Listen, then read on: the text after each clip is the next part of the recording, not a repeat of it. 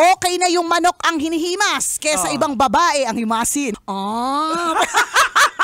Bakit naman yung manok ang hinihimas? Ako, himas no? Waling nganging. Di mo sure baka? Sa aking 20 taon bilang host sa iba't ibang mga events, first time ko makapag-host ng isang expo para sa mga nag-aalaga ng manok panabong. Very yung blue legs. Pagtingin ko, parang hindi ko na makitang blue yung legs. Paano blue yung legs? Kasi nagparang bitawan ng manok. Parang sample lang. Sample ng away. Hindi naman talaga may mamamatay. Walang ganon kasi para lang makita kung matibay so, walang manok. tari na nilagay. Walang tari na nilagay. Lang yan. Correct. Tapos tinanong ako, Nicole, sino nanalo? Talaga, hindi ko alam kung ano yung sasagot ko.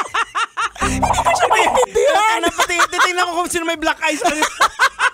Sumali ko kung sino nanalo sa kanilang dalawa, di ba? Tumaas talaga ng milya-milya yung respeto ko sa mga mananabong. Kasi hindi lang naman daw siya para sa sugal. Nakita ko kung paano yung pag-aalaga nila. Hindi talaga siya simple.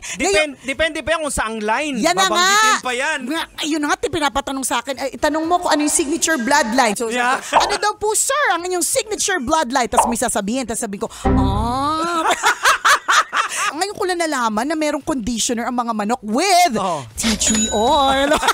Sabi ko sa iyo, mga manok panabong talaga mas mahal pa yung kinakain ng manok kasi sa may-ari. Totoo! Meron dong isang babaeng breeder. Ang sinabi niya, mga misis, okay na yung manok ang hinihimas kesa ibang babae ang himasin.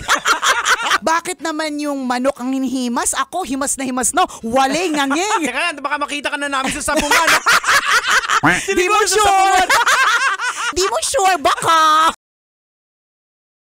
Wow! Enjoy na enjoy sa mga videos namin. Nako, marami pa niyan dito, kabisyo. Kaya para mas feel good ka, i-like mo na ang video na to. At mag-subscribe na sa aming YouTube channel! Don't forget to click the notification bell Para lagi kang updated sa amin.